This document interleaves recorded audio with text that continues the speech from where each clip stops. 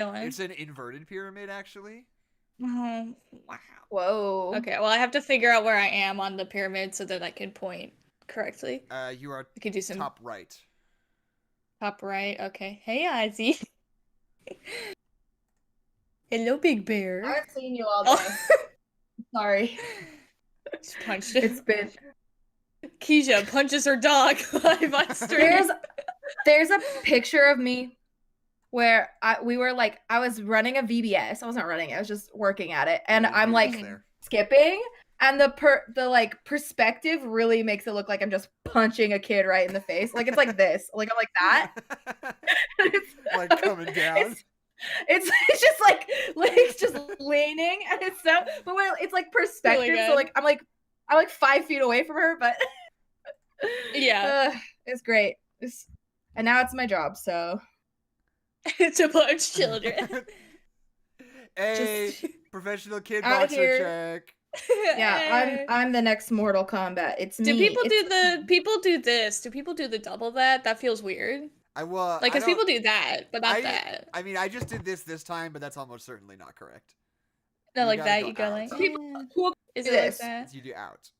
This is a thing, but no, this is a thing. This isn't a thing. Oh, I know it's peace. You dumb idiot. God. Is this good content? Are we streaming? Oh shoot! We have some people hanging out here. I thought for sure people would be like, hey. I'll skip this one. You're like, for Weatherman on a Thursday. Yeah. Oh boy, Thursday night. Time for Weatherman talk. Oh boy, 3 a.m. Time to watch Nerds Allowed. Time to watch The Weatherman starring Nicolas Cage. God, how many movies is Nicolas Cage in where he's just a sad sack? Right. The saddest sack. Well, oh, hello, UPS man. Don't look in the window right now. Why not? Let him look in the window. Hold on. No. Hold on. Okay, I want to kind of get into the movie, but I'm gonna make sure my shit's recording first. Okay, hold on. I'll record it. I need to record it. You are live in front of all the world right now. Live. Yes, but I'm consenting to these people seeing me like this. Not what if he whipped out his phone? 50-year-old Dan like, oh boy, from UPS. Thursday. What if he's 3 a.m. He's watching. Yeah, right what now. if he's a fan? Then it would be what? Him. It would just be different then. Yeah, it would. So take that. Weatherman. Whether or not.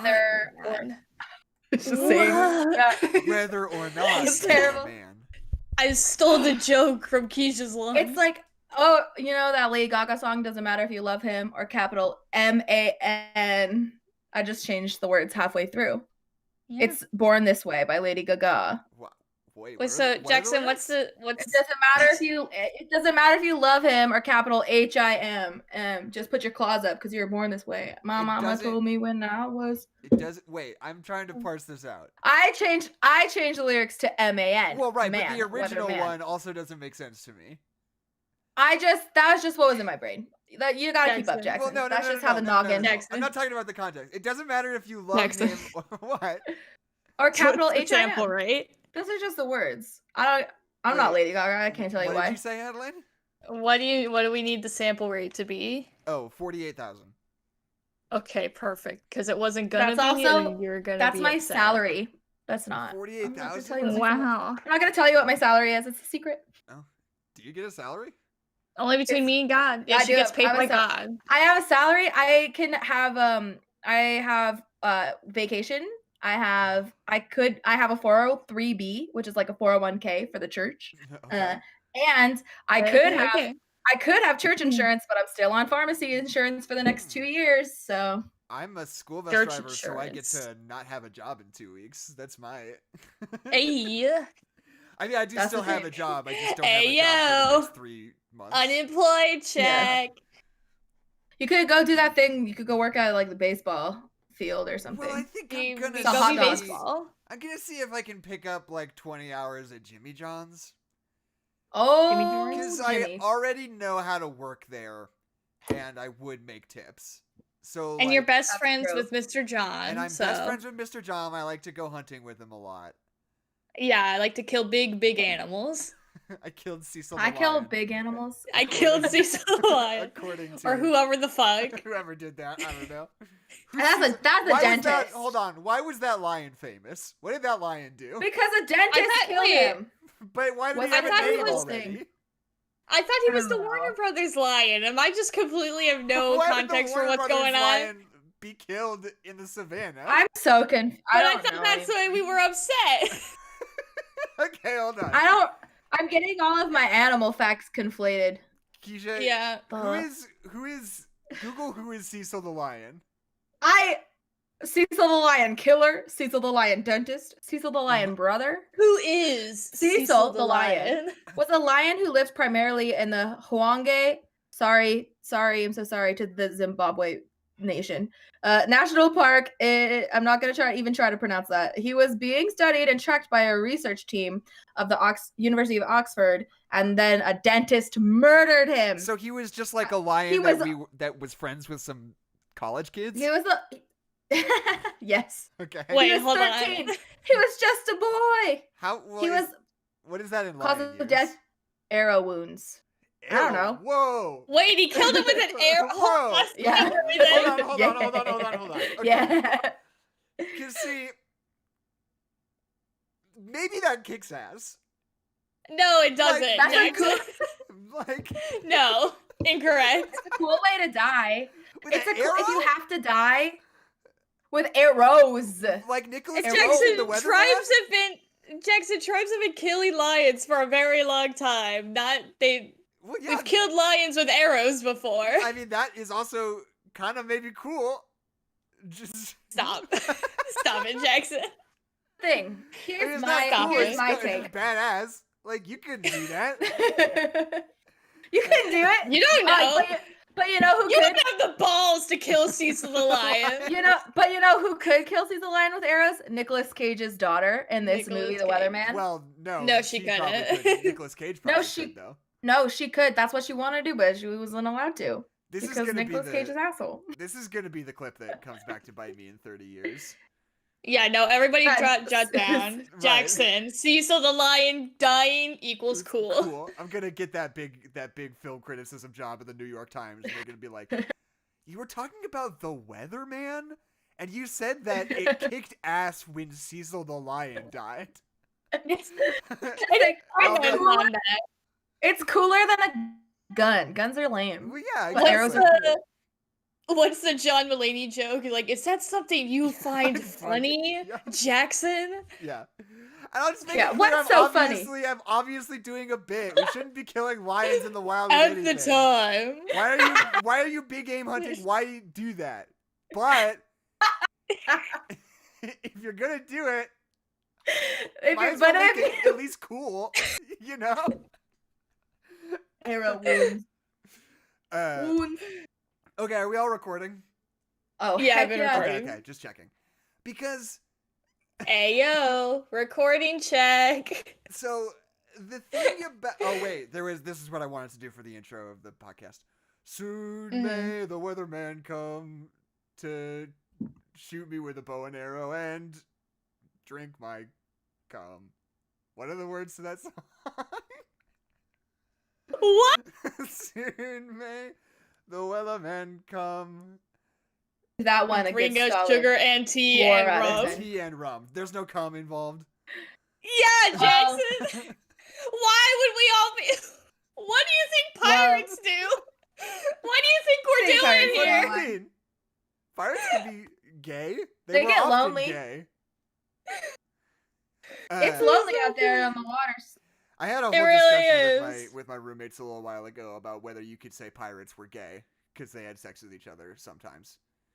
And I was like, well, about whether you can, you absolutely can. Well, but the discussion was like, well, there's a difference between sexuality and behavior, you know? Like, were they gay or did they just need something, you know? Because sometimes you just need something. That's just like a weird conflation of I don't know, maybe, but also like, what's the difference between being gay, being homosexual?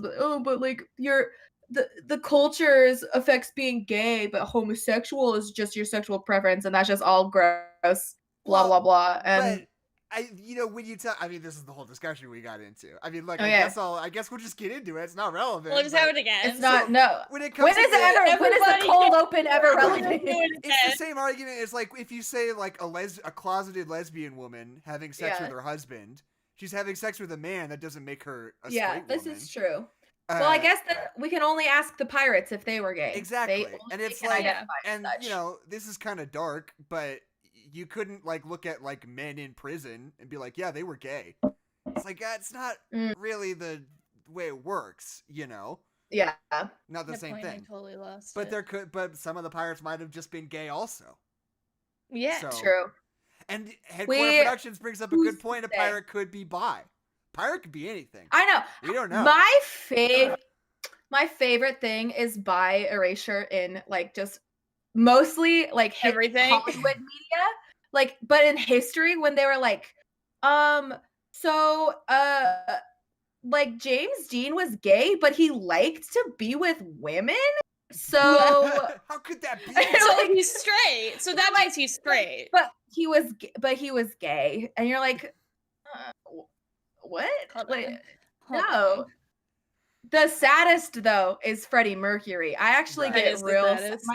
My sister wants to start a podcast where you talk about things that are really sad that, like, shouldn't rule your whole life, but they just do. Yeah. They end up doing it anyway. That sounds like Cecil the Lion.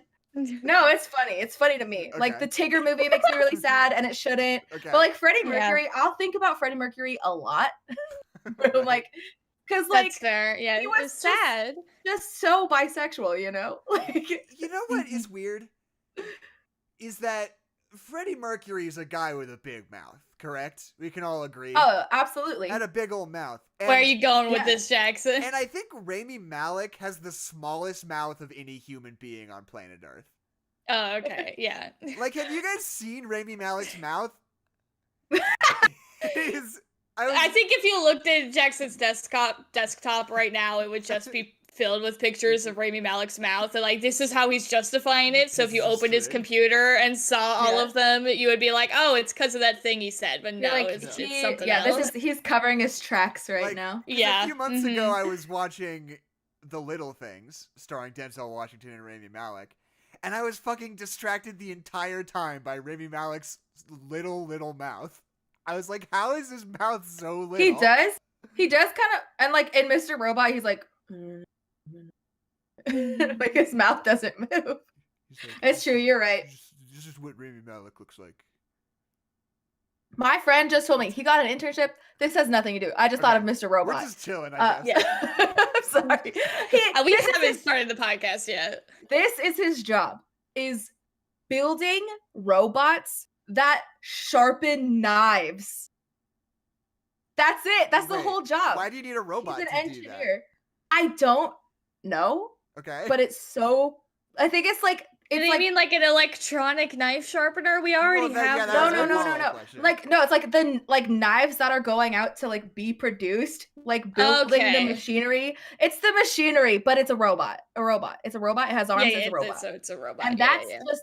Can you imagine putting that on your resume? You're like, building robots that make knives sharp. You would probably just say, like, not a robot, how to kill. That's what I would put on my resume. Right. Yeah. Built killer robots. Or you could just say, like, there we go. Technician or whatever. But that sucks. Jackson. That's boring. That's boring. Sucks. It does not. I have a degree in engineering. Shut up. You're like, oh, mechanical engineering builds robots that can kill. That's cool. With a license to knife sharpen. Okay.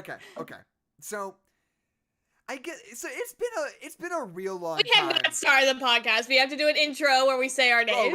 Right, we didn't do that. Right. I forgot. Soon may the Weatherman come. Hi, my name's Jackson McMurray. The Weatherman come. McMurray. My name is Adeline McMurray, and the Weatherman come, and me want go home. And my name is Kezia Rhodes, and I will be speaking this whole podcast using Michael Caine's horrible American accent. And this is Nerds Lab. This is Nerds Lab. Ba-ba-da-ba-ba. I just need a second to process Weatherman come and me want go home, because that's very funny. Thank you. I'm very proud of it. I thought of it on the spot, and I'm very proud of it. Okay. So it's been a real hot second since we've done a Randy's Choice episode. Perhaps we kind of need to explain this film. Yeah, so perhaps before anybody like even was watching, maybe 3 people. Like, so for a long time we had Before a thing. I came on. Right, before Kezia was even on the show. For a long time we were doing a thing where we would do episodes that are Randy's Choice. This is a Randy's Choice episode, which means that we go to an internet random movie generator and we let that one pick the movie for the day. So it's like totally out of our hands. This is check our bias because there are a lot of movies out there that we might not necessarily choose. And we do like a little bit of editorializing. We do like, do some mulligans, but like the bottom line is like, it's gotta be a movie that we would never do on the podcast under any other circumstances. We would never think of, And we would never ever would we think of no, I don't think we ever would. So this was just picked up by a random movie generator, and we were like, okay, The Weatherman, starring Nicolas Cage, fine. Directed by Gore Verbinski. This is, I'm not kidding when I say this is Gore Verbinski's follow-up to Pirates of the Caribbean. He makes Pirates of the Caribbean, Curse of the Black Pearl, and then he makes The Weatherman.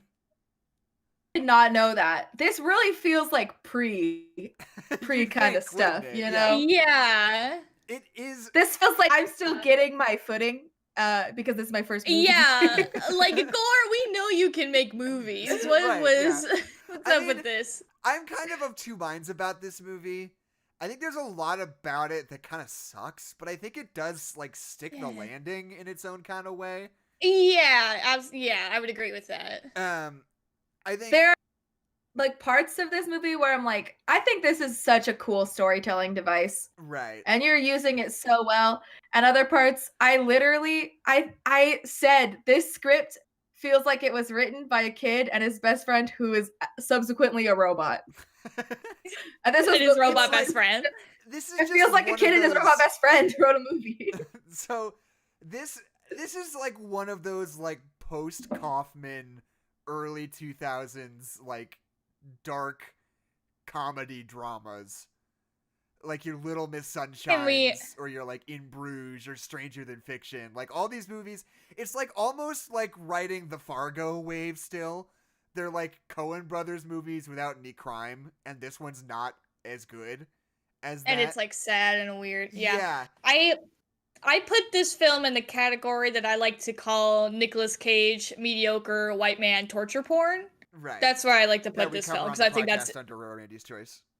Yeah, for some reason Randy loves those, but like that's just like absolutely what this is. Like it's white man, he kind of sucks. Everything in his life goes bad. Enjoy. It's like okay.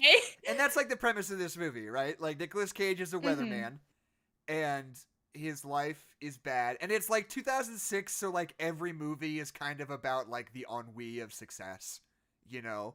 Yeah. It's like, oh, I've got this great job and a good salary, but how come I'm still not happy? Because that's like what every movie between the year 2000 and 2010 was about for some reason.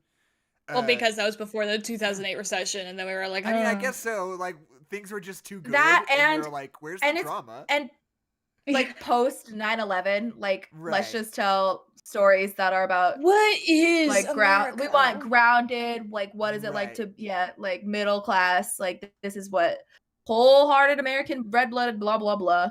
And then the recession hit. I would like to say that I have talked about The Family Man before on this podcast, and this is the same movie but without the like fantastical element of like, oh, you magically appeared in a family. Ooh. Oh, that's right. I keep forgetting what happens to the Family Man. Right. We haven't seen it. I haven't seen it. So I like, as I was watching this, I was like, this is just The Family Man because he's having problems with his family. But this is more The Family Man than The Family Man because in The Family Man, it's a fake family. Right. He is more of a family man.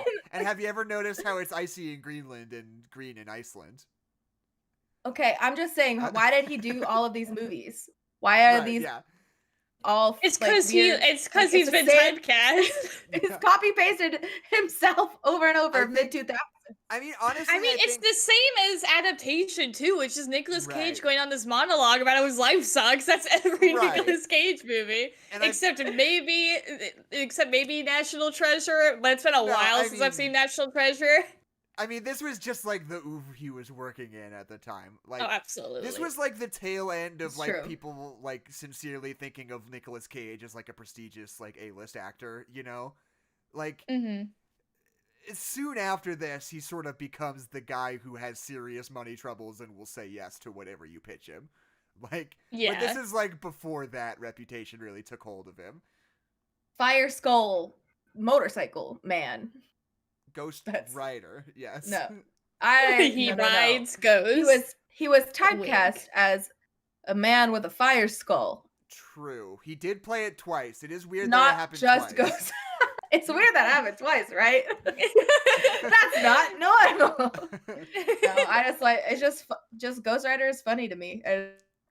Think of it should be. Ghost Rider. It makes me laugh. There's a scene where he goes into his bat cave and he like takes a nap in a bathtub or fucking something. It's a weird movie. Daredevil, Adeline. You're thinking of Daredevil. I am thinking of Daredevil. I get the two combined in my head. They're directed by the same guy, Mark Steven Johnson. And they're both red like anti-heroes. So cut me some slack. Okay, but Daredevil, here's how you can tell the difference. Daredevil is blind, and Ghost Rider has a fire skull. Oh, you're right.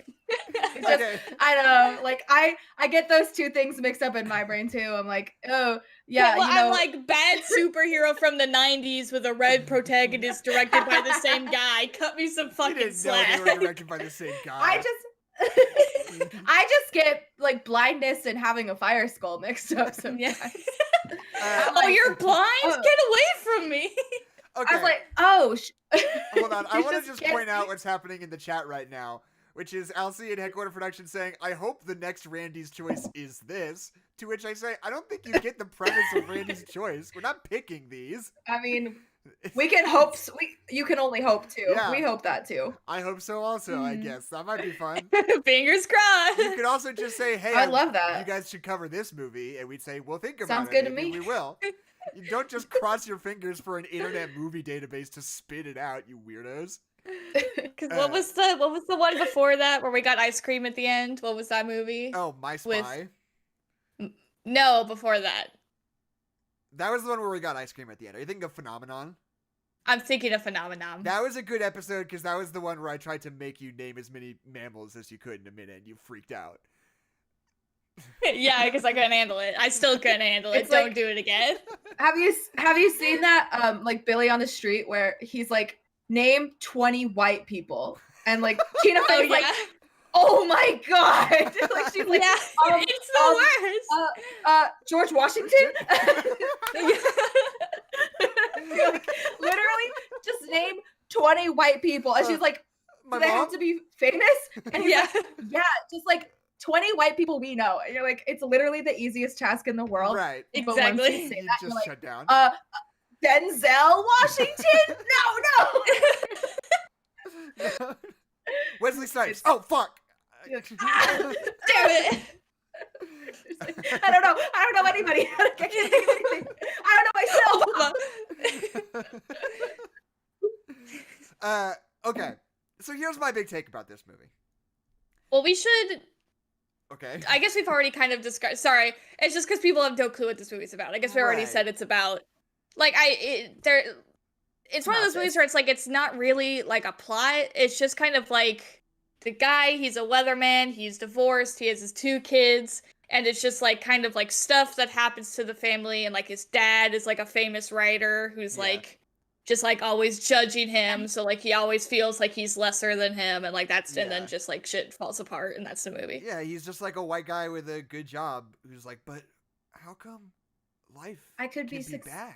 I have money, but wife no love me. Yeah.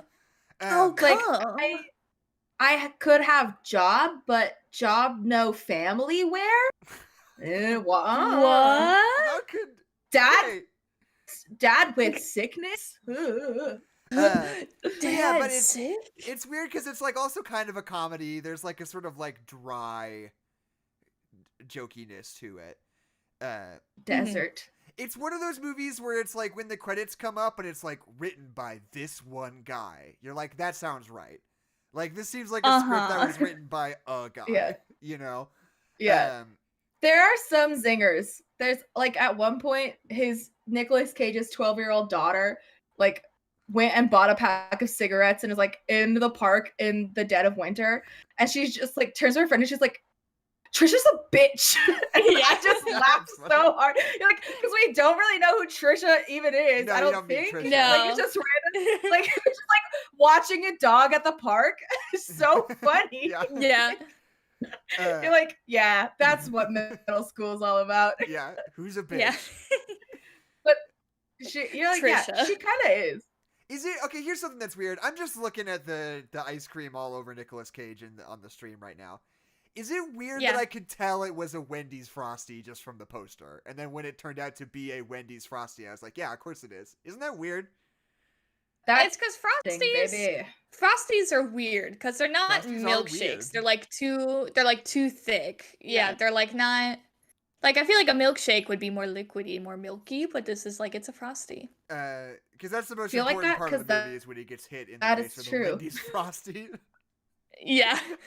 I do my think it's personal kind of favorite was the big gulp. So Right, that was pretty funny. I do. It's a weird, like, I feel like on one hand, it's kind of like this movie uses so much like fast food iconography to kind of like hammer in that kind of like mediocrity. And Right. at some point, if you didn't get it, at some point, Nicolas Cage literally says, "I am fast food," in case you didn't understand all of the imagery that we were forcing in your face. Right. But like on one hand, I think it's like, oh, that's like it. I feel like if they had done it a little bit more subtly, I'd feel like, oh, that's a really fun idea to like use these like big generic logos that we all recognize to kind of like make a point about like middle America Just the and our kinda character life and this blah blah guy blah. lives, yeah. Yeah, exactly. Like I think that's really cool and smart. But on the other hand, I think it's really ham-fisted, Yeah. and when he just like kind of says it out loud. McDonald's, ba ba ba ba, Arby's, ham fist. Come get the ham fist. yeah. Arby's would. Arby's get slogan ham-fisted. is "We have the meats." Yeah, $3 a piece, baby. Do One you ham guys fist. remember? Okay, so when we were in high school, there was a pizza place in the mall that was like motocross. We just talked about this very recently. on the podcast. Different pizza place. No. No, well, I thought you were talking about whole. Are you talking about Whole Shot? Yeah, I'm not talking about whole I shot. thought you were talking. We have not talked about this on the podcast. I promise. Well, we just talked about Okay, it when we but I'm hung out saying- at the mall. Is when we talked about We it. talk about Whole Shot comes up too No, much I- in our personal Okay, conversations. It might not have come up on the. I'm podcast. 100% sure we haven't talked about this on the podcast. It was like motocross themed for some reason, and because I guess whole shot is a term in like motocross racing. It means you have like pole position I or don't know. something. I don't know. But it's called a whole shot, and we can never shut up about it because we just thought the phrase "whole shot" was so funny. And It's we would really just- bad. We would just walk around to each other and just be like, "Welcome to Whole Shot. How can I shoot your hole today?" Like, Yeah. Do you need to get your whole shot? Welcome to Whole Did you Shot. What can I apply? shoot in your Did hole? you apply there? I did. I He did.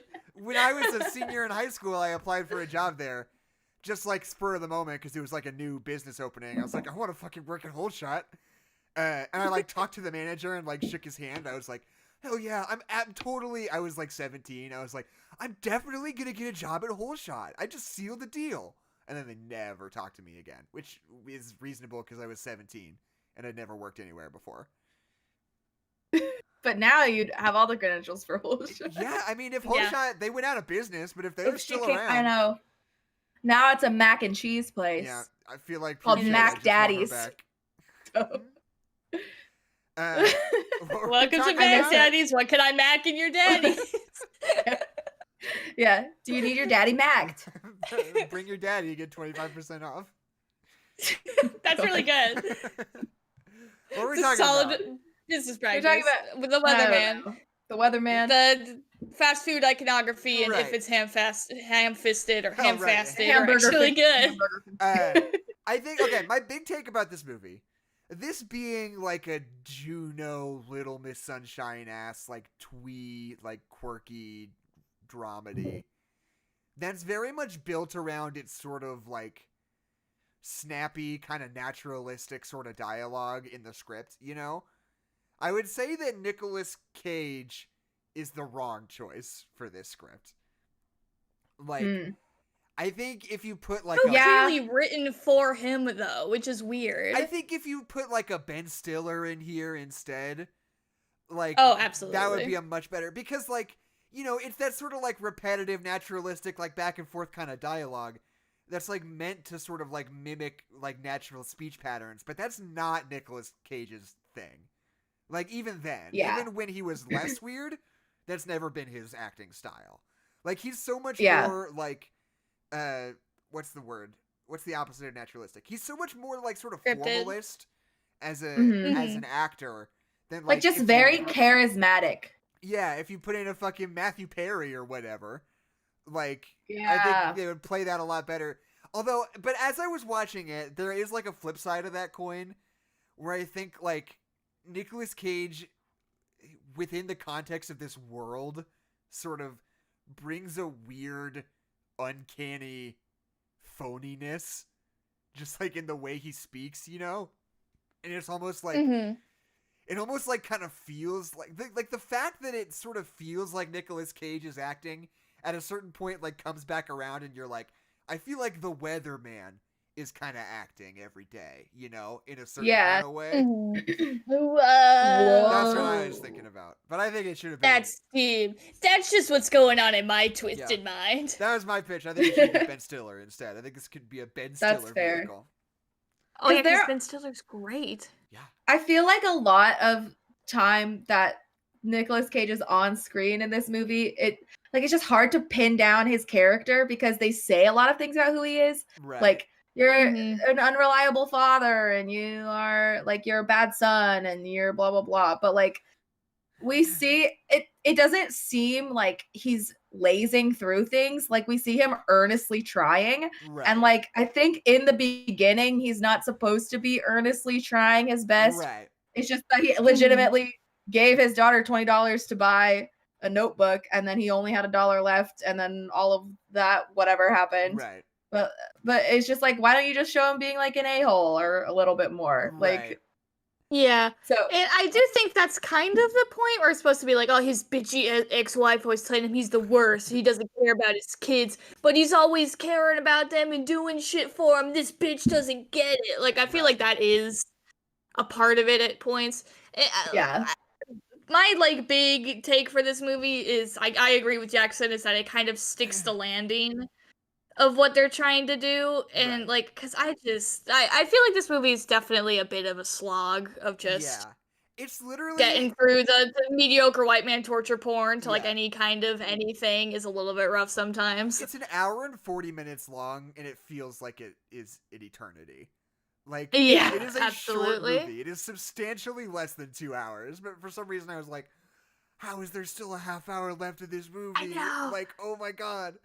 But I stopped it at like an hour, and I was like, is there gonna be a full ass other hour of this? And there wasn't, but that's what it felt like. Yeah. I think how go ahead, Kezia. left, and also nothing's really happened. Like, I haven't seen anything. Like, a lot of and not to say that it needs to be like always moving forward, but like at least it could have just been like, I have my interview in 2 weeks or something, like just something to like ground us.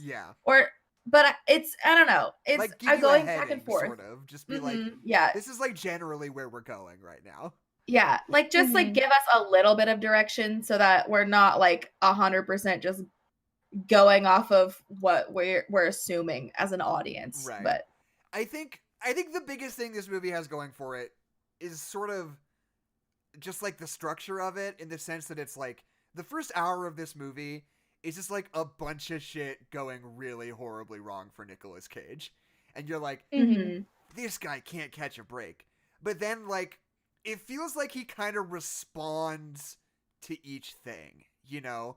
Like, after each thing, you can, like, sort of feel, like, how it's affecting him moving forward. And at a certain point, that starts to become positive.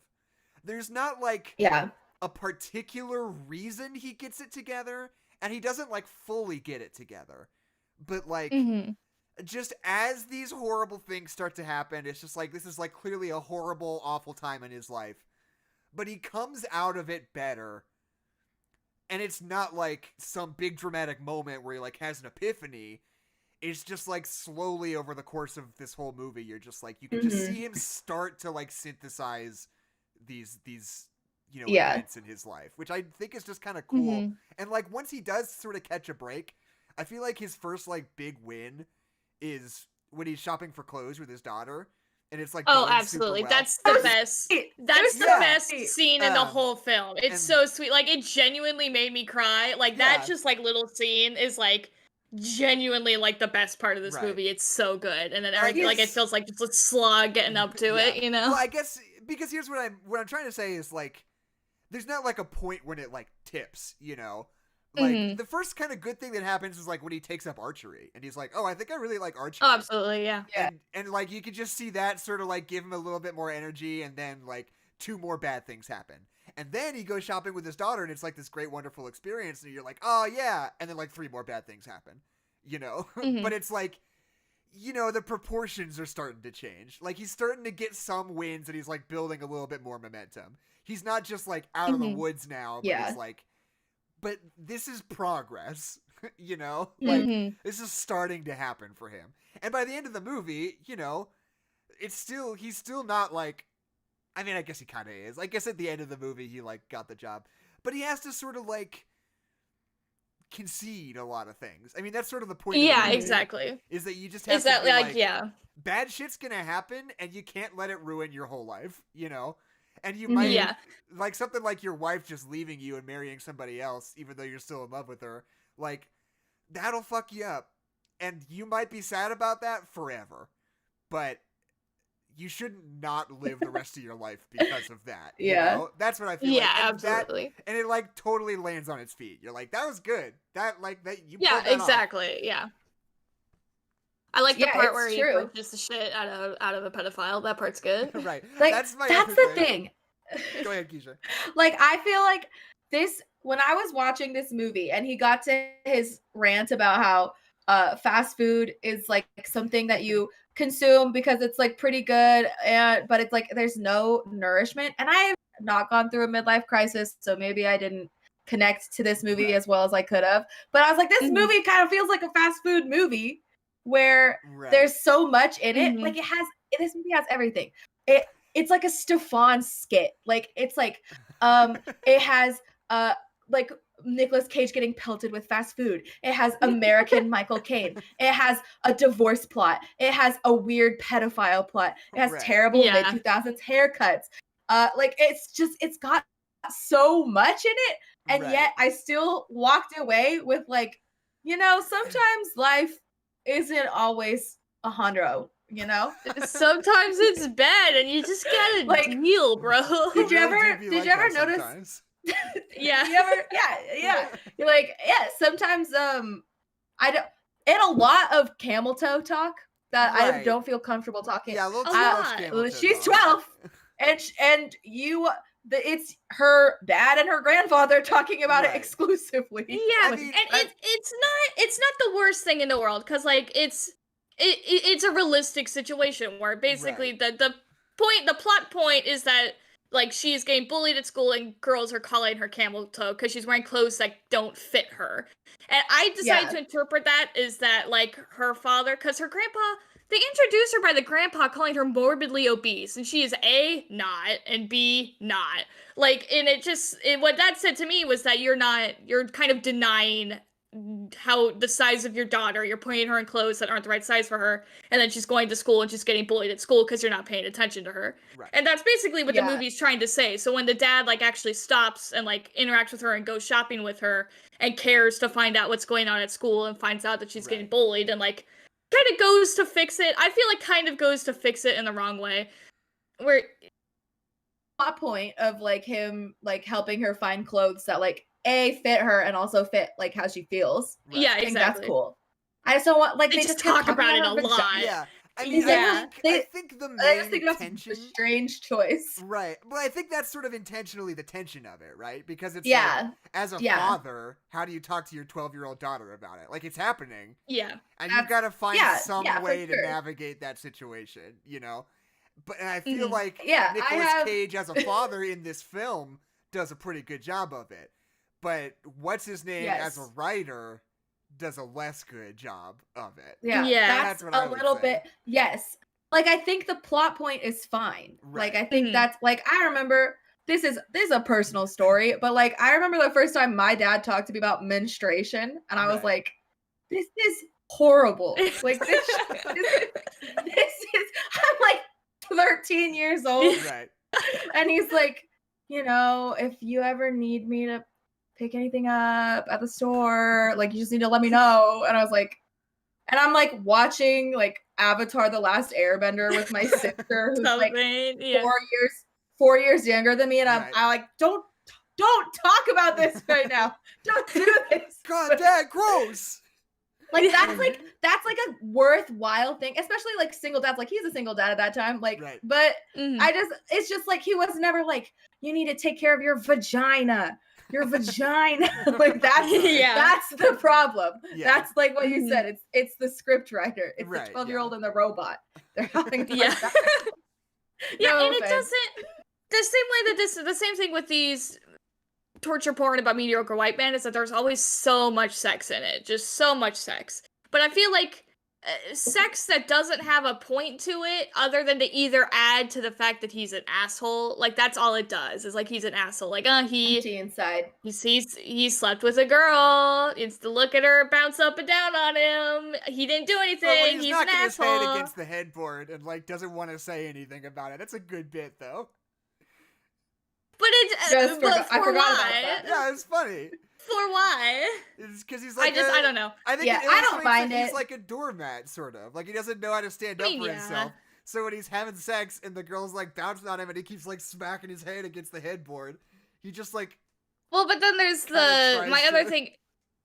That bit where they're talking about like what a shitbag he is when they were married, because he was like, "Oh, if we just got back to how we were married," and they're kind of being like, "Well, when you were married, it sucked, and it sucked for everybody." Right. And the catalyst for it is like the time that he didn't bring tartar sauce Right. back. It's like Which it's is not a actually very, about the tartar like, sauce. twee writerly sort of thing. Like it was all because of the tartar sauce, which is like okay, Yeah, fucking absolutely. whatever. But in that scene where he's like going to the thing and he just like in his male thoughts and he's like, "That girl's Right. got a butt. I like to eat pussy." Blah, blah, blah, blah, blah. It's like, okay, is this relatable content, Jackson, for you, a Okay. man? It is disproportionate. I mean, I don't know. I think the thing about I mean, stream of everybody has consciousness- sexual thoughts, Yeah, exactly. yeah, but And I think the way that we encounter it when it's like just one of a bunch of thoughts rattling around in our brain versus when somebody writes it down and then says it is just like a very different set of Yeah. experiences. So it's like, I don't know, like, you know. But it's just the fact that we go from like that, where it's like stream of consciousness, but he's like pussy, pussy, dick, blah, blah, blah, blah, blah, and then we're like talking about his 13-year-old's vagina. Like, it's just weird, and it's weird. Stream of consciousness stuff though. Like I like that we're just hearing his thoughts and like Mhm. that it feels almost so close to being real. Like Right. except for the dialogue If issues. one of them wasn't a robot, But I I think, I really do think that this was one of those times that like the writer's like, I like eating pussy. Right. I'm let not me like just other sprinkle that in there. I'm not like other guys. Right. I know how to take care of a woman. And you're like, ugh, the okay. I think Like fire tartar sauce. right. To me, I think the whole thing is that, like, at least to me, what feels right about it is that it's not like he's like, oh, pussy, pussy, dicks, butts.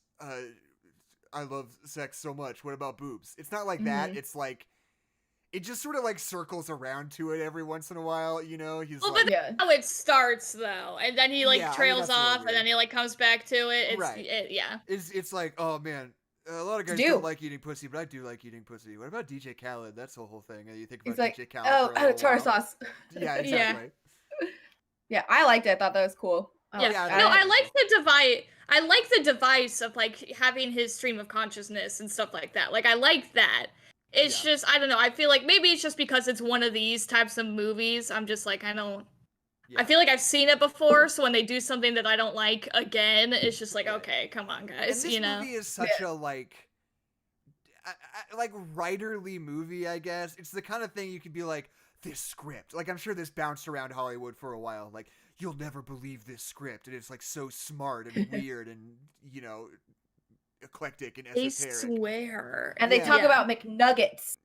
Right, yeah. Well, and it's like, they talk about corporate America. Like, pretentious, like, Hollywood blacklist scripts that, like, never turn out... I mean, I shouldn't say never, because adaptation is, like, the ultimate one of those, and that movie rules. And that's pretty good, like, But that's, like, sort of what all these movies are riffing on. They're, like, trying to, like, being John Malkovich, but nobody can quite pull it off. And no one can beat John Malkovich. Yeah, it's true. It's like, I guess they're just like, I guess with these types of movies, when they're like obviously going for that like edgy type of like talking about society and stuff, right. I guess like I am fine with having a conversation about like sex and how that affects relationships and stuff like that, because that's a totally valid conversation to have.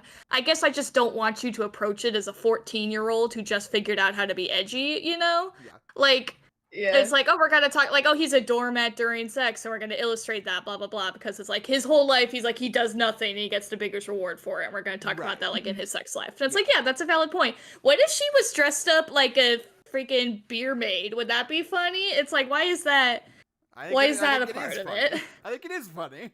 I don't think it is funny. And she also, says, that lady says nothing, has sex with him, and then we never see her ever again. I feel like it's a relic of the past, and I don't like it, and it also doesn't, it's not as prevalent as it was back then, luckily, I think. But it's worth the critique. It's worth the critique. Yeah. Yeah. But we're critiquing 2006. There are a lot of things wrong with 2006. Yeah, Bush was president in 2006. That's just one of them. My weird take, I feel like this movie's almost trying to riff on Taxi Driver also, in the sense that they like, are in a taxi a lot. Yeah, because he's in a taxi a lot. No, but I just mean in the sense that like in Taxi Driver, it's like this guy who's like has all this pent up rage, and he's like trying to channel it in really horrible ways. What? Spoilers for Taxi Driver. Spoilers for Taxi Driver. He has all this horrible rage in society. It's like super unhealthy, like racist energy.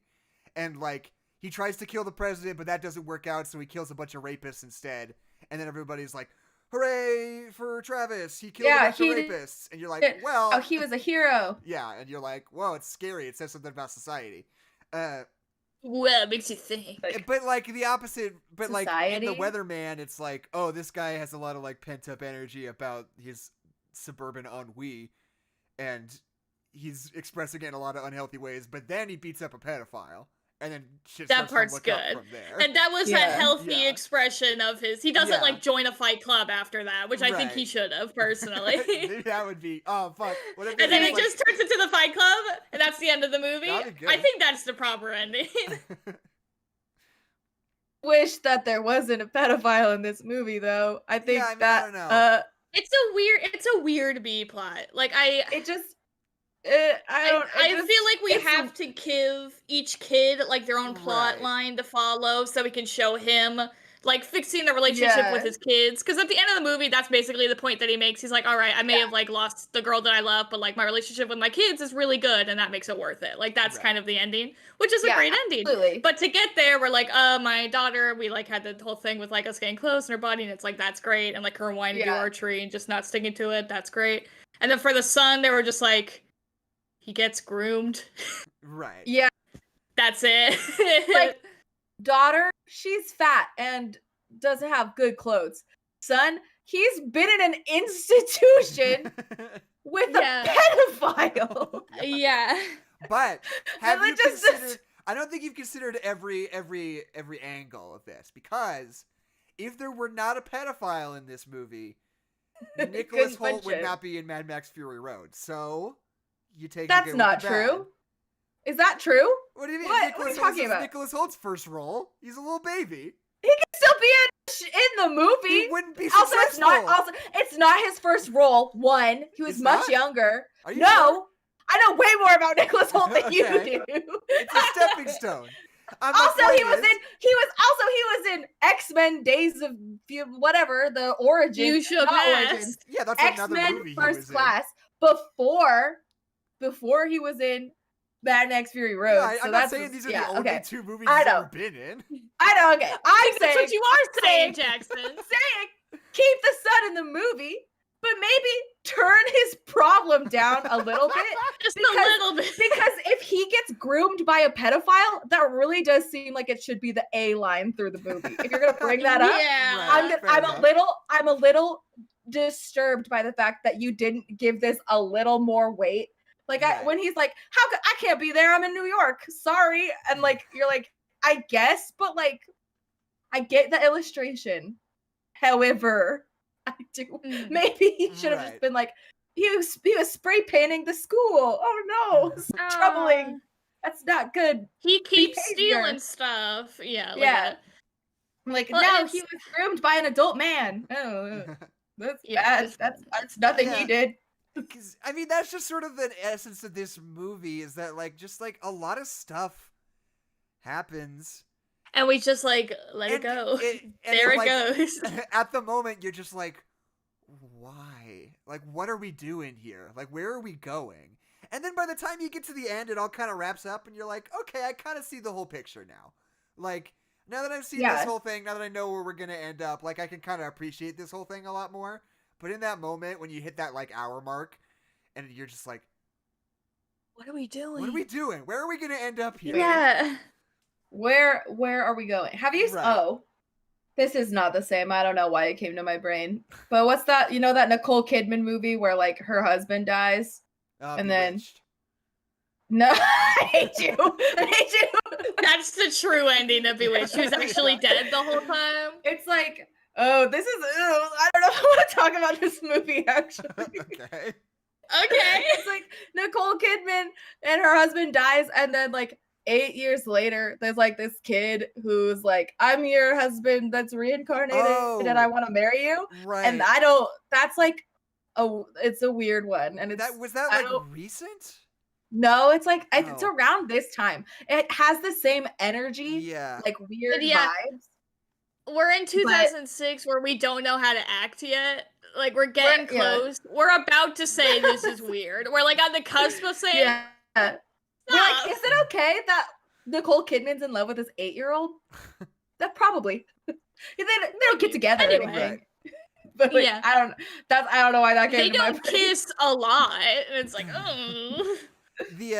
But I do think that like there are certain like moments in this movie like that when it comes to just like Nicolas Cage getting the shit kicked out of him on like all fronts. And it's like some of them are more like effective than others. I think one thing this movie does that I wish it kind of didn't is establish how much fucking money he makes pretty early on, where it's like you start the movie being like, he just paid like almost $1,000 for this archery thing, and his daughter doesn't even want to do it. And you're like, oh, he must be hurting from that. And it's like, I make $200,000 a year, and I'm like, I don't care. What? Like, Yeah, I don't care about your problems. buy a fucking bow and arrow. Who cares, dude? Like, yeah. I don't My think daughter didn't like the thing that I bought for Yeah. her. Like, And it's like, it doesn't negate like all the problems that come up in the movie, but it definitely negates like a couple of them, at least in my like point of view. Where you're like, okay, but like, dude, come on. But the one that like really like hits me in the gut for some reason is the one where he's like, that second time he like takes his daughter out to the park, and she's like, well, I really wanted to like hunt with it, and he's like, well, I'm not gonna do that, and he's like, okay, and he's like, are you interested in this at all? And she's like, no, I'm not. And she's like so casual, and she's like, yes, thank you, I'm not interested, I don't want to do this. When he's like puts so much effort into it, and he's like so excited, and he like learned it for himself, and he's like so enthusiastic, he like learned it himself so he could teach it to her because he thinks that's what she wants to do. And she's just like, no, fuck off, Dad. Like, stop. I don't want to do this. Like, that is like that cuts like so deep to me. That like that like knocks the wind out of me. I'm like, oh fuck. It just sucks. Yeah. I feel like this movie is really flip-floppy with how I was gonna say with how it writes its characters, but now that I'm thinking about it more, it does really feel like only the women characters, because like I don't think any of the characters are super consistent. They kind of yeah, that's very true. But like I was just thinking about the daughter. Like she really does flip-flop from like being just like the worst kid on the planet from like being like pretty genuinely like caring about him and their relationship at some points. Like she's always going with him places for things and like getting sodas and stuff. But then there's moments like that, you know. I don't think that's flip-floppy though. I think that's being 12 years old and I guess like that's having fair.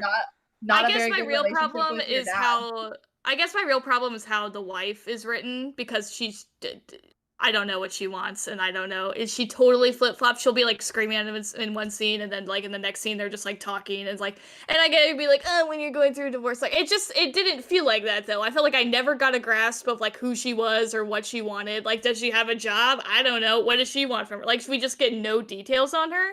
So like when she does kind of like do this flippy floppy thing of like, oh, it's like, oh, she like wants him to take the kids, and then when she's like, you just do your stupid interview in New York, and then when he gets the job, she's like, oh my god, that's amazing for you, like stuff like that. When she flip flops like that, it doesn't feel in character to me, because we've never established a character for her, you know. I will say, as the only child of divorce present on the panel, that is pretty damn accurate to like divorced people with kids talk to each other. Like I remember the first time I saw my parents like in a room like speak to each other. It was at like a dinner for someone's birthday or something, and I was like, what the hell is this? Like, you guys can talk to each other still? Right. Like, it's, like that felt like real and grounded to me. Like that's how gotcha. Like you are like obviously things have gone very wrong to the point where you can't be together in the same house anymore, but you also like still have to go to like graduations and like like stuff like that, and that's just you have to, and like you still want a Marriage Story happens in Marriage Story where she's like, Charlie, you're a genius. Right. Anyway, I wish you were dead. Yeah. Well, I guess my point being is that her. You know her in. I haven't seen Marriage Story yet, but I'm assuming you know who she is as a person and like what she wants out of life. Yeah. Versus this character who her whole role is divorced wife. So like, I don't know. I feel like I just would have enjoyed her more and gotten more out of it if we knew anything else about her, you know? Yeah. And you're totally valid in being that's just like what people who are divorced is like. I think that's totally valid. Yeah. I think it's just what people are like. Like people aren't 100% consistent 100% of the time. Like you feel different things on different days sometimes. I don't think anything in this movie is like outside of the normal variance of like how people might sort of flip-flop from day to day. I think part of it is also how it's heightened so that it can be torture porn, so it can be the worst that could possibly be. Right. I think that adds to it too. It's just like a bunch of little things that come together to irk me when like as a whole it's probably fine, but just like all the little things are coming together to annoy me, you know? It's like, we don't know who she is, and we're gonna make this seem as bad as possible so Nicolas Cage's life could suck. And it's like, okay, fine. But I gotta say, just the imagery of him like walking around New York with the bow and arrow rules. It's good stuff. It does. It's really, people don't throw things at me anymore. Maybe it's because I walk around with a bow and arrow. It's really good. It's good. The bullseye's like frozen over, and he like shoots an arrow into it, and the ice shatters. Yeah. That was pretty good stuff. Can I describe my favorite scene from this movie? Yes. Go for it. Nicolas Cage is Dave Spritz, his stage name. Yeah. He's trying to like connect with his daughter, and he takes her ice skating, which she doesn't want to do. Right. And they have a 3-legged race, and she falls and like tears her ACL. Because they're doing a 3-legged ice skating race, I guess. Yeah, and just like everybody's doing it. And then he's like, we gotta finish for me. It's for me, like, daughter. And then she goes, I'm not a football jocker. Yeah. And I had to rewind to make sure that I said rewind. That's what she said. I was like, she couldn't have said that. Like, I just misheard that. She's like, I'm not a football jocker. I was like, no, you're not. It's okay. It's okay. Just made me laugh. It's so funny. The Really good. I was just thinking about this in the context of Gore Verbinski, in the sense that this like does not feel like Gore Verbinski at all. Mostly because No name director. Because I mean, I think it's pretty well directed, except for a few things that I don't like. I don't like the very like choppy, like Big Shorty sort of like JPEG insert editing style sometimes. Yeah, it's a little weird. But I just feel like this is the kind of movie where it's like the voice of the writer is kind of overpowering any other creative voices in the room. Absolutely. Because it's got like a really, really powerful writer's voice. It does. And like, I don't like that writer's voice like the most, but it is like really distinct. There. Yeah. And I think like it's just weird that this is his follow-up to Pirates of the Caribbean. And The Ring. Yeah, so like, both of those movies happened before. I haven't seen The Mexican, but Gore Verbinski's first movie is Mouse Hunt, which is like a weird, like chaotic, like cartoony children's movie that's kind of beloved in its own right. And then he makes a drama called The Mexican with Brad Pitt, I think. I don't really know what it's about. Bradithan Pitt? Yeah, Brad Pitt is a Mexican, maybe? I don't know. Movie's called The Mexican. Oh, no. Oh, no. It's not. He's not, actually. Okay, cool. You can't say things like that now.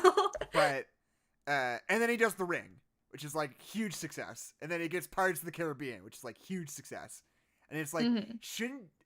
And I guess it's just one of those things where it's like, I just made one of the most popular movies of all time, and I'm signed on to do 2 more, like, immediately.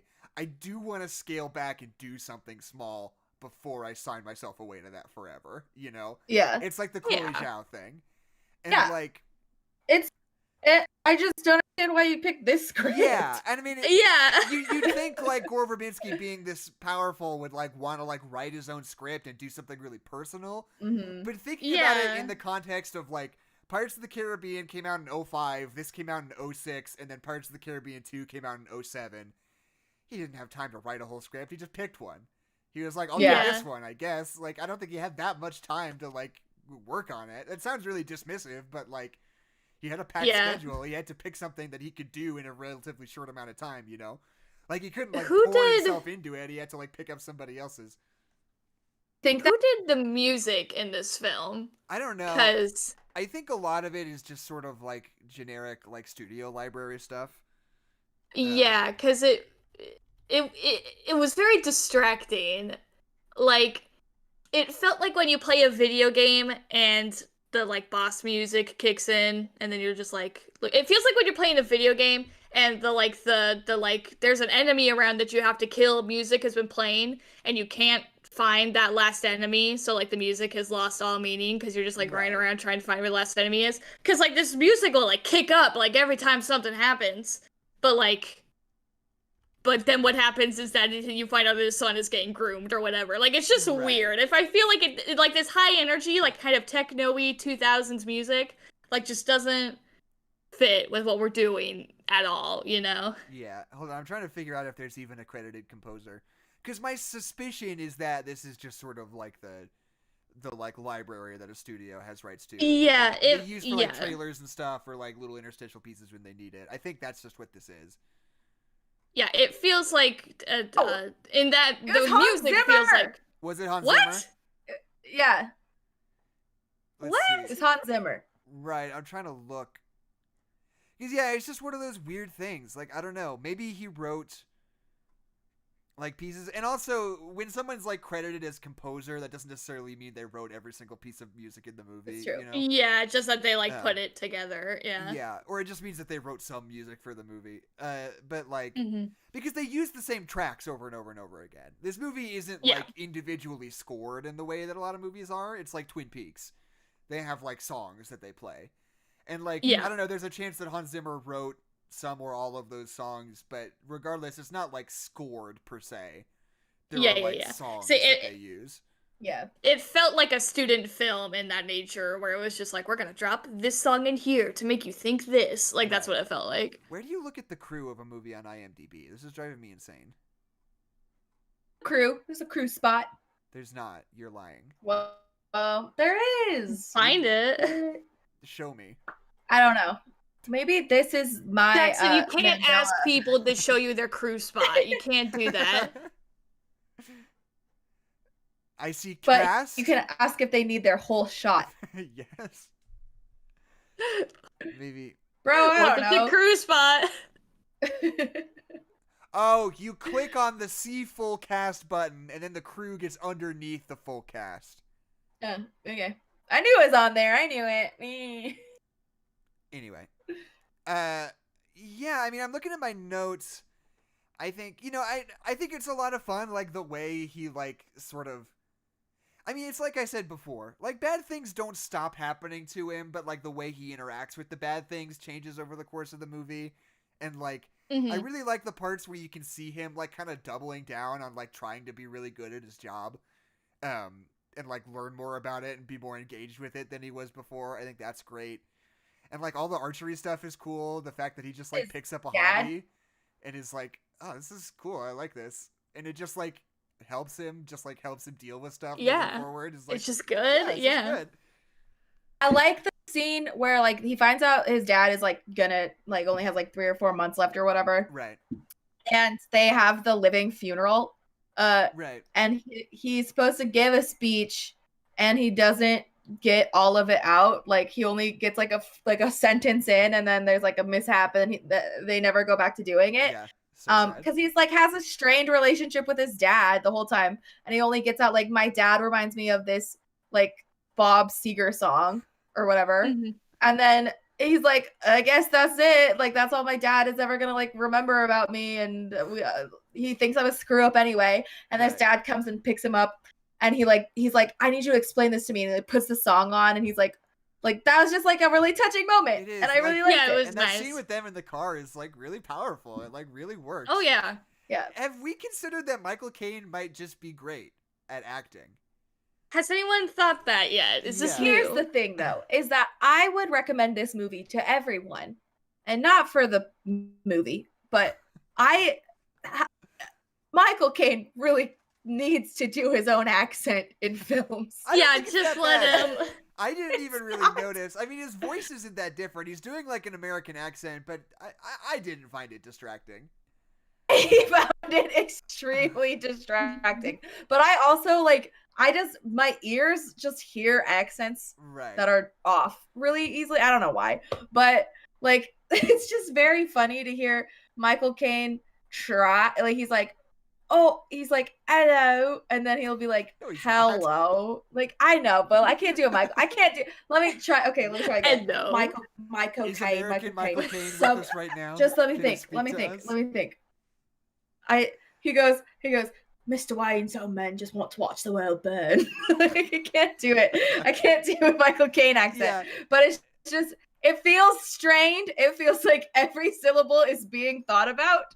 Right. I mean, I don't know. I And kind it of makes noticed. me laugh. I kind of noticed he would like hit the R in New York a little hard sometimes, but like other than that, I was like, I don't know. Whatever. It's worth a rewatch. You can watch it for free. It's on Crackle. It's on Crackle, So- you guys. It's on Crackle. Have you guys? Okay, so on Crackle, on the website, they have like a little pitch underneath each movie that says like, "Why this movie crackles?" And it's like, and it's the tagline is literally like, "If Nicolas Cage is playing a distracted weatherman, you know it's gonna be funny." I was like, that's not how you pitch this I movie. do. A distracted weatherman. That crackles. Also, like, distracted weatherman is a funny way to pitch just a man with obligations outside of his job. Right, yeah. Yeah. The, Like a man with a family and like health problems to deal with. right. This movie reminded me, there's another early 2000s dark comedy about a bad weatherman, which is Lucky Numbers, which is a Nora Ephron movie that I watched a little while ago. I don't know why it just sort of came up, but like, That's like very much more like trying to be a Coen Brothers movie, where it's like about like a shitty heist, sort of. But John Travolta plays this like weatherman who's trying to rig the lottery, because they do like the lottery pickings like right next door to the like studio where they do the news. And everything goes wrong, and Lisa Kudrow kills a guy, and then they have to like get themselves out of it. And there's a lot of hijinks around the weather. They like play that up a lot, where it's like, oh, and our whole plan screwed up because it's snowing, and they're like, you said it wasn't gonna snow, and it's like, oh, he's bad at his job. Anyway, but like, it's just weird how like different those two movies are, even though there's so many things about them that are so similar. The same, yeah. And like, how many movies about weathermen can we make before we make the same movie? Apparently a lot is the answer. And yeah, that's a movie that I think is like weird and kind of worth watching. Lucky Numbers. I think it's on Prime Video, but is it on Crackle? Why does it crackle, Jackson? It could be on Crackle. Why does that movie crackle? It doesn't crackle. When John Travolta that's why it's not on there. Plays a weatherman, you know it's gonna be funny. You know it's gonna be funny, dude. You know he's gonna try to rig the lottery. You just know he's gonna get in there. You just know Lisa Kudrow. Oh, Lisa. You know she's gonna accidentally murder Lizzo Kudrow. Oh, but the reason I brought it up was specifically because, like, sort of a scene that I almost wanted to be in this movie is there's a really, like, one of the few, like, really good scenes in Lucky Numbers is when, like, he's about to do the weather and somebody, like, you know, like, in the studio, like, signals to him, like, they just found our whole shit out, you're gonna get caught, everything's fucked. And they're like, go live. And you just see John Travolta, like, sweating and just being like, yeah, there's a cold front in the west, and he just, like, has, like, a breakdown, and it's just, like, this uninterrupted, like, news footage of, like, John Travolta as a weatherman just freaking out on camera. That's really good. And it's, like, in this movie, it would be more like The Big Sick, where he, like, freaks out on the drive-thru guy. But it would be kind of cool to see, like, Nicolas Cage, like, doing the weather and, like, having a breakdown, you know? It just seems like the kind of scene you would want to put in there. But they didn't. In Bruce Almighty, is he a weatherman or is he just a news reporter? Man, he wants to be a reporter. Yeah. That's right. And he's also a bad person. And then Steve Carell gets it, but then he becomes God or whatever. Right. And then Steve Carell is Noah. I saw Evan Almighty before I saw Bruce Almighty. It's because Evan Almighty is like more kid friendly. Yeah. Yeah, I think it was just on ABC Family or something. And I was we watched Evan Almighty in theaters, didn't we? No, we definitely saw I swear it, to God, like, I watched it in the theaters. Maybe. It's very Christian. You want to know? You want to know what is so weird about Evan Almighty? What's the name of the guy who directed that and Bruce Almighty, who works with Jim Carrey a lot? Hold on.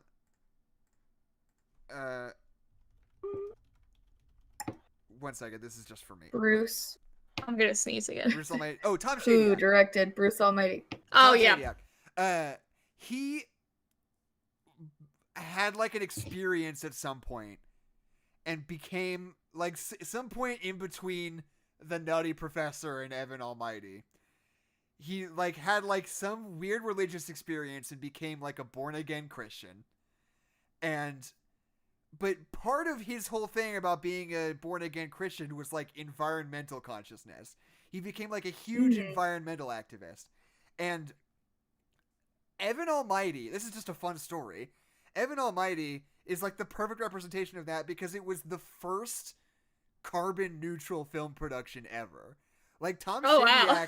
I did not know that. Yeah, Tom Shadyac, like, put in the work and, like, built the infrastructure that we still use today to do carbon-neutral film productions for that one movie. And it cost, like, $1 bazillion because he was, like, the first person to do any of it. And the movie bombed so hard, but it was, like... just, like, that movie, like, did so much for the planet in a way that, like, nobody even realizes. And, Yeah, like, that's so weird. Okay. It's just a crazy, weird story. It's like we all owe I one. think it's We all owe one to Evan Almighty. You might not know it, but plus it's fun, to have a bunch of animals. true. That's what That's makes fun. Evan Almighty crackle. That's what makes Evan Almighty Crackle carbon neutral. Yes. When I we agree. go carbon neutral, you know it's gonna be funny. The thing with Evan Almighty is they didn't have a phrase that stuck in the vernacular, Right. Like Bruce Almighty has the beautiful. We didn't get that with Evan Almighty. Yeah. I still say beautiful. I was thinking And so about naturally too. like when was the last time? Sorry, I know was it's it me? not in this context.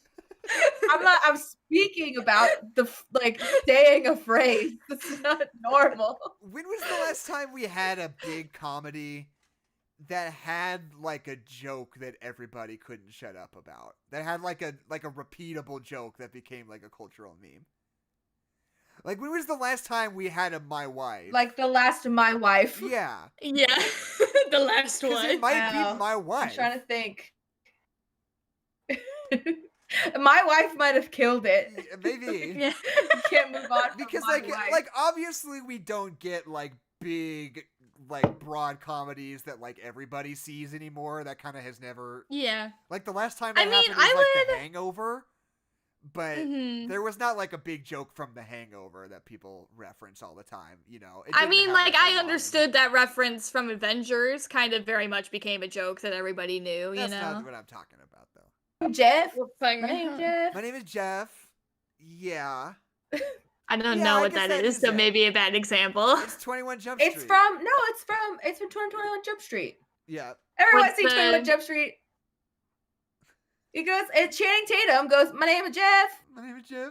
Have you never It was heard like that on before? Vine. I've never heard anybody Vine. say That's that like a ever. Vine thing. Adeline, that could not possibly be true. What's the Vine? Is the Vine just the guy saying my name is The Jeff? Vine is, if your name was Jeff in 2014, your life was a living hell. None of us here are named Jeff. If you introduce yourself, you'd say, my name is Jeff, and everyone would go, my name's Jeff. My name is Jeff.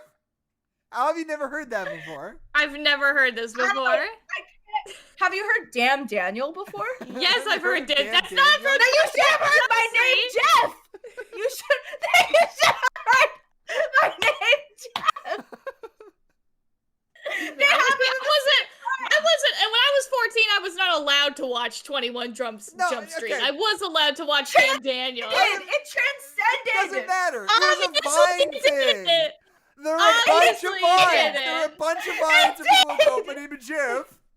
Everyone, It's there's a what's your name? compilation right now. I'm going If someone to. said my name, they say my name Jeff in 8th grade. The movie Yeah. Bo Burnham directed. Also haven't seen it. Great, so suck it. Great, it's so good. My name is Jeff. I'm just compilation. saying, you can't say it affected all of us, all of society. It's I don't know what you're talking about. Only one. I don't know. Chat, I think I am. Chat. Yes, you are. Literally everyone knows about my name. Here's Jeff. a play-by-play. Here's one. Liam Neeson picks up the phone. He says, I don't know who you are. Guy on the side of the phone says, my name is Jeff. That's so funny. That's hilarious. Is it? Know who Like, you are. or it would be like Oh, Destiny's Spider-Man? Child. They'd be like, say my name, and then he go, my name is Jeff. Like that's the kind of thing it was. Spider-Man. That These was the are big just one. vines The big around one that was one joke. Spider-Man. Where Kristen Dunst is like, wait, who are you? And then you cut to Spider-Man and it goes, my name is Jeff. I haven't seen any of Yes, these you vines. have. I don't I'm know what like, you're you talking watch about. so many I Vine haven't. compilations. I know, and they're not in any of them because Yes, it's a they niche are, joke. Adeline. I They're promise they not. are. It's not a niche joke. You can't I try to def- tell me I that you've saw- seen a thing that I haven't seen. You Like, your have. argument that's important is fine, but I haven't seen it. We are. I saw my name is Jeff before I saw 21 Jump Street. I was like, oh, that's where it's didn't. from. I didn't I have not say seen it. 21 Jump Street, Adeline. Yes, and you're trying to. I'm saying I have not heard this joke, and you're trying to say that yes, I have Yes, heard this you joke. I have. haven't seen We it. are I not haven't. gaslighting you, Adeline. I You swear you must have. have. Yes, gaslighting me because I haven't. I believe I haven't that seen you this don't thing. remember, but there is not a doubt in my mind Okay, that if you I have didn't remember seen it, that it. also means I wasn't culturally important enough for me to remember because I only saw it once and then I forgot. Yes, it was. I'm so No, angry it at you right wasn't. now, Adeline. I haven't seen the thing. That's the end of it. Wait, it's we have confirmation. My name is Jeff was all It's over everywhere. the middle school. I went to Everywhere. middle school with Alchie. It's okay, but it's real. It happened at least in Spokane, Washington. I'm saying I haven't heard it. You have. It transcended. Say that you have. It's a joke. Adeline, It say was that you heard have. this joke. Admit that you have, and we can move on. Why are you texting me? You're sending me vines. I don't care. Watch it. My name is Jeff. I'm Compilation. not. My phone gone. Keisha, No. play it for the microphone for the people. Okay. All right. I okay. haven't fucking. Everyone. I swear Everyone to you, knows. I haven't seen these stupid vines. I have to click on it. I'm an old woman. Sorry. Terrible sound quality. Everybody No, buckle up. Keisha's doing it. I'm watching the video on my goddamn phone. We're all watching the Vine compilation. It's cutting out, Keisha. Oh well. Sorry. I don't know, the audio is not loud enough, I It's- guess. Well. Okay. I'm sorry. I'm just saying. I don't that know what to my tell name you. is I Jeff. haven't seen any of these My vines name is yet. Jeff. Adeline. I've never been angrier. I don't. I feel like.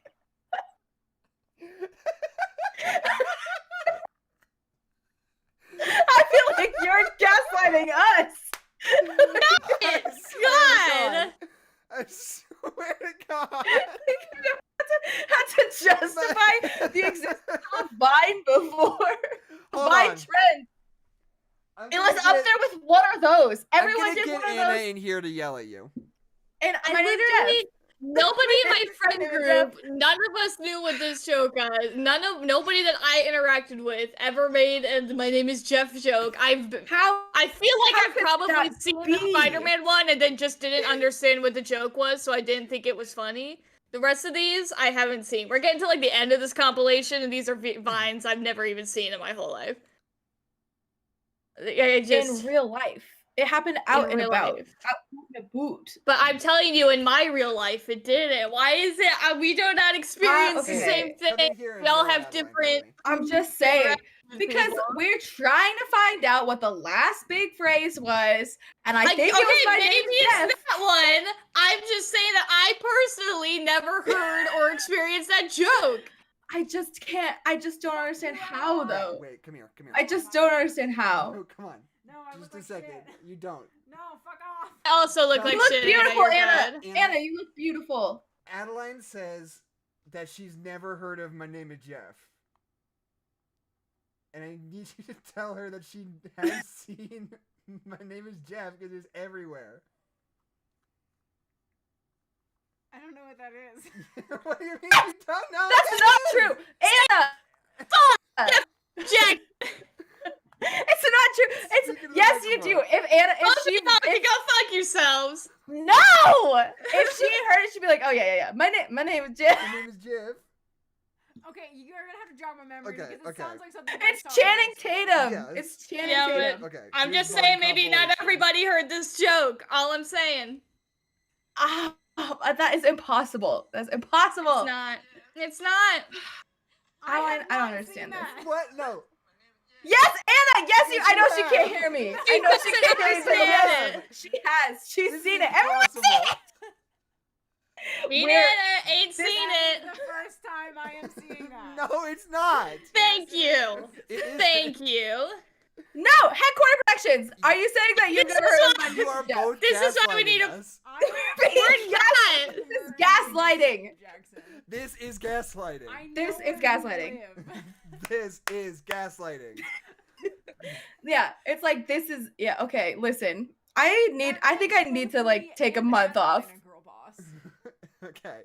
All right, get out of here, I'm like, running away. Okay, bye. Wow, that really backfired. That really did. Yeah, because y'all are both wrong. You're both wrong. How? I don't. It Whatever. was Listen. in 8th Both wrong. grade. It was in the in feature You're both film wrong. 8th grade. Is she gonna You're tell me both you haven't wrong. heard of LeBron James? Yeah, I've heard of LeBron LeBron James. James. I've Okay, seen well, that it's the one. same thing. It's the same thing. You're lying. It's the proof you're lying. same thing. But it's not. It's a different joke. No, it's It's not. a completely different joke. But it's from the same universe. Yes, cinematic universe. Okay, but I know the universe. LeBron James joke is just whatever that little kid saying LeBron James. Is that also from 21 Yeah, Jump Street? No. No, it's just a kid who goes LeBron James. LeBron This James. is That's not a movie reference. and That's this is not I saw Channing- that movie. This But is LeBron Channing James Tatum was singing, something that was "My just name on is Vine, Jeff." so you would recognize it in Vine compilations. It's the same with Dan Daniels. They're both things that showed up on Vine, so they were in the Vine community. My name is Jeff. It's from 21 Jump Street. Caroline, So just his say it. name was Jeff. Say his name. She laughed. Well, good. Well, anyway, you can join our Discord. I The didn't link want is to in hear the it anyway. description below. That's- Please chime in. Headquarter Productions already has, but have you heard of My Name is Jeff? Please let us know. Join our Discord. like, comment, and subscribe. And, Is this a bad stream? you can follow. How bad of content is this? You can follow us on Twitter.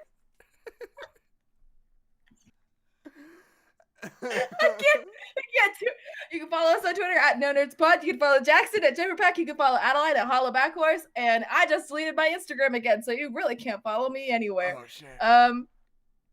Anyway. So I next don't know week, if Adeline's coming next back. week is our Rise of Skywalker episode. No, I have a creepypasta. No. Oh, we're not done? Fuck you. Oh, We're not done. They are closing preamble. This was You a guys, creepypasta I in and was of super. itself. You guys, it was so scary. So it fucking a ghost Yeah, I was came there. into my I was a guessing ghost it. came into my That people don't computer. know my name is Jeff.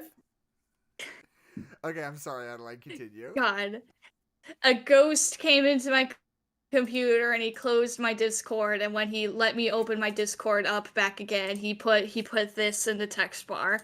And this one is a little bit long, but I swear to God, it's gonna be worth it. Okay, wait. So whoever wants to. I will read it, but can you send it? Can you send the link in a text message? That's gonna be a whole big thing, my guy. Send it. Okay, send it as a text message. Okay, well, I put it in the Discord, so I'll just copy the link and text it to you. I don't know Okay. why you're making this a whole big Well, thing. because if I do I guess anything 'cause on the it'll Discord, it'll screen ruin my up. whole life. I see. I'll be like I Nicolas see. Cage and the Weatherman. Just like everything will be fucked. Yeah. Okay. Everything will be chicken McNuggets and Okay, I sent Wendy's it to you. Frosties. Okay. Perfect. Wow, my throat hurts now. I'm like I really, know. and my heart hurts now. my heart- feelings are hurt. my soul hurts. I don't even know what a meme is anymore. If that's not a meme, then wait, what it is? That link So didn't, what is? That link didn't work, Adeline. Jackson. Okay, Keisha, maybe you just read this one. Jackson, open up Discord on your phone. Oh, I guess I can read it off my phone. Okay, fair enough. Fair enough. Yeah, you big dummy. You big dummy. It's the link. I think it's the link that doesn't work. Does the link Not still the- Does the work? link just not work? I'll just copy Yeah. another link. I'll do it again. Okay, hold on. Hold on. This is the we have to come down. Oh after no, our I got it. I last got thing. it. Okay. Okay. Is this about Pokemon Snap? I don't know. Is it? Is it? If you're gonna, Adeline, if you're gonna Yeah. ruin Pokemon Snap for me by making me think of terrible, scary stories every time I play Pokemon Snap, I'm quitting the podcast. Yeah. It's about the old Pokemon Snap. Is that enough for you? Is that enough distance? Maybe. Okay. All right. It's really scary. I'm sorry. So this story is called Pokemon Death Snap. And it Like Death begins- Note. Yes. It begins thusly. Oh, the 90s. Relatable. Life was so simple. back Relatable then. content. For my generation, there was the Game Boy, Oh. the Nintendo 64, Millennials. Batman, the The animated best series, generation. the Age of Apocalypse storyline from Marvel Comics. These things were all the highlights of my day, especially if I was doing them with a friend. The I- Age of Adeline- Apocalypse saga. I hate this. Yeah. Adeline. I hate this. Yeah, no, it's really good. I wasn't really into computers at the time. My family had a dial-up and a shitty Windows 95, which made everything so frustrating. Am No. I right, millennials? My Millennials farthest- sound. My farthest exploits into the digital world involved me and my Nintendo 64, Super Smash Bros., Super Mario Take 64, it on the world. Star Fox 64, Mario Kart 64, and Pokemon Snap were my favorites. If this guy names a single more piece of pop culture, I'm gonna blow my load right now. There's a lot Don't say that. of story to name pop culture things with. After I had thoroughly rooted out every secret in these games, the only one that kept my attention was Pokemon Snap. I constantly went The through shortest game. the shortest game in human history. I constantly went through every level trying to get the best possible shot of all the Pokemon featured in that game. What intrigued me was the realism in that game. All other Pokemon games, everything was synthetic. New paragraph. You couldn't walk amongst the Pokemon and see how they interacted, semicolon. You could only have them in a ball or following you around. One could argue that Hey You Pikachu was more interactive. Adeline, I hate this. I know. I really I- thought that we would get to the creepypasta quicker. I didn't realize this was the whole preamble. I hate this. Okay. One could argue in this creepypasta. Really just wanted to talk about. This is just how an I feel argumentative about essay that Pokemon. somebody posted on creepypasta.com. That's what this is. One could argue that Hey You Pikachu was more interactive, but on the whole, only certain words are recognized, and the scripted, non-realistic events gave that game a distinguishingly synthetic feel. The first-person 3D view of Pokemon present in Pokemon Snap Felt synthetic. gave everyone who grew up in the 90s something they could only dream of. A chance to live in a realistic Pokemon world. I am waiting for him to put a review score at the bottom. To be like, anyway, 9 out of 10. Okay. This has been Polygon. So eventually we moved to a new house and got a PS2, DS. Anyway.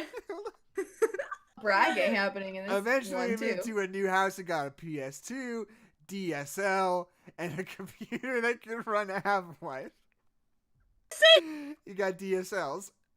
You got DS. I think that means DS Lite, but Yeah, I know. Okay. I moved on to bigger and better things, but would often look back fondly at the simplicity of my childhood. My Nintendo 64 and all the games were put in a forgotten corner of the basement. This brings my story to more recent events. No, now we are starting the story. About a week ago, I was at my friend's house. About a week ago. He is one of those people who are well equipped and has many things. Same. I am so angry at you right now, Adeline. Wi-Fi. There's left. It's so long. It hasn't even started. He has many things. Wi-Fi. for Wi-Fi. instance. Yeah. Well, we didn't all have Wi-Fi in the 90s. The best generation. Okay. He's one of those people who are well equipped and has many things, Wi-Fi, Wi-Fi. several computers, Water Planet. iPods, Water planet. a Mac, a drum set, a piano, a widescreen HD TV, surround sound, guitars, Oh my a god. PlayStation 3, and whatnot. Oh my god. This is our most caustic podcast episode yet. This is a negative energy. He was one of the people I liked to whoop in Super Smash Brothers back in the day. Anyway, we were hanging out, and he had something he wanted to show me. He powered up his Wii, if you know what I mean. And one of the channels was Pokemon Snap, which he proceeded to load.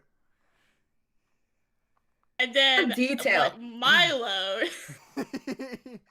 He had recently downloaded it from the Virtual Console. As soon as I heard the fast theme song and camera flashes, I was overcome with an intense wave of nostalgia, something I rarely feel these days in this political climate. Am I right? And really wanted to play that game. My friend loaded it up and selected continue. For everyone unfamiliar with Pokemon Snap, the premise Oh my god. is I'm so sorry. Should I skip this? Tell us No. the premise. Okay. The premise is that Professor Oaks needs someone to photograph all the Pokemon on some island with many different environments. As you They get, don't even give a shit about Pokemon Snap. No. That's what's really getting me. As you get more pictures and higher scores, new tools and levels become available to you, such as the Apple, which acts as bait, the Pester Ball, which irritates Pokemon, and the Pokeflute, which wakes sleeping Pokemon. I need to stand up and take my inhaler. I'll be right back. Chili just telling you the mechanics of Pokemon Snap. Is this every Minecraft fan song on the planet where they have to tell you the mechanics of Minecraft before we can have a good time? Oh my god, Jackson's actually getting his inhaler. We are going to start writing Pokemon Snap fan songs, I think. I think that's the natural progression of our channel. Excuse me. Like paparazzi. Oh, but it's Pokemon? That's genius, Keisha. Oh, Pokemon Snap! I'm your biggest trainer. I'll train you until I take your picture. No, we're working on it. It's still in the works. Pokemon Snap! Pocket Monsters. Monster. That's really good. No, the fame monster. All right, let's keep it going. The player controls Todd, a character from the anime, who is riding in a buggy on a set track. The buggy moves at a constant speed, but it is from this buggy that you must take pictures. There are a camera is a digital device. There are 63 of the original 151 Pokemon in Pokemon Snap. The levels, or courses, Well, do you as tell us Professor all Oak calls them, 163? range from a beach to a volcano to caves and rivers. The island is a very diverse place, but even with my extensive playing, the darkest parts had eluded me. Oh. That is, until recently. Where that Jigglypuff gets harassed by that wheezing. So anyway, Professor Oak said welcome in his very creeperish voice recording. Oh my god, wait, hold on, is that actually? So anyway. Yeah, it says so anyway. Oh my god. Professor Oak said welcome in his very creeperish voice recording. I always found it funny how the game had about one word of pre-recorded voice per 2 or 3 sentences the text box showed. Reliving our childhoods, we took turns playing a level and seeing who could get the best score. Soon, I had to go home, but I really did not want to stop playing Pokemon Snap. Me neither. When I got home, I went down into my basement and dug out the old N64, along with a musty-smelling cardboard box full of all the old cartridges, controllers, memory cards, and rumble packs. God, I missed this system. I hooked the RF cables up to my TV in my room, popped in Pokemon Snap, and shifted the Pokeball into the on position. A little more backstory. A TV is a little screen that you can show pictures on. You will never believe what the next Two-parter. sentence is. A little more backstory here. Oh my god. Oh my god. When I got my Nintendo 64, the Hey You Pikachu model was massively on sale at Toys R Us, and my mom decided to get it as it came with the game. When you turn it on with the Pokeball switch, the Pikachu's cheeks light up. Also, his foot acts as the reset switch. It's pretty cool. Anyway, yeah. When I turned the console on, I have a really big house, and I've got a DSL and a DS Lite. You picked this one out. It's so long. You can't make fun of it. Yeah, wait, that's the point of this, Keisha. Okay, I okay, don't choose the ones okay. that are good. This one should be its whole own podcast. I think we finally just hit the gold mine. Anyway, when I turned the console on, the screen remained static. I pulled out the cartridge and checked the chip. Sure enough, it was covered in black gunk. I spent half an hour getting that Someone nasty had stuff loaded. off. It was at this point I first noticed something strange. After the substance was removed, the chip was red with black rectangles along the surface, which I assumed were meant to be contacts. None of my other games had this black stuff, and their chips were light brown with the Black goldish stuff? contacts. There were other oddities with this particular cartridge. There was no official seal of Nintendo quality on the label, or anywhere on the Nintendo would never cartridge. allow this to happen. knows that an official Nintendo cartridge is the official excuse Nintendo me. seal. Excuse me, Nintendo don't. Nintendo wouldn't. These, okay, these are on all Nintendo 64 cartridges, and most other Nintendo Everyone knows products that. from this era. Another thing was that there was Oh no my black God. label on the back that usually contains the typical "don't play, you'll get seizures" kind of thing. The front label was also slightly off-center. These should have been red flags, but I am a pretty lax guy that just takes things as they come, so I didn't really care. But I'm just a chill dude, so whatever. At this point, I thought the game was ruined by the goo and discoloration, but I put it back just for the hell of it. To my surprise, the Nintendo logo popped on the screen. We were back in business. So we're not quite at the halfway point here. Should this be a two-parter, perhaps? Should we check back in? I need to be. We're like a third of the way in. Okay, alright. This is a cliffhanger. A Creepypasta Book Club cliffhanger. Cliffhanger. Next time on Creepypasta Book Club, I'm going to read a sentence from later. She's a long one. Okay, here's just the first sentence. The camera zoomed in on the charred corpse of Todd. So that's what you have to look forward to. There you go. That's the It's teaser. like Very a cat good stuff. catching fire. Just like in Yeah, Catching yeah. Fire. Just like So, it. there is Better no even. District 12. Whoa.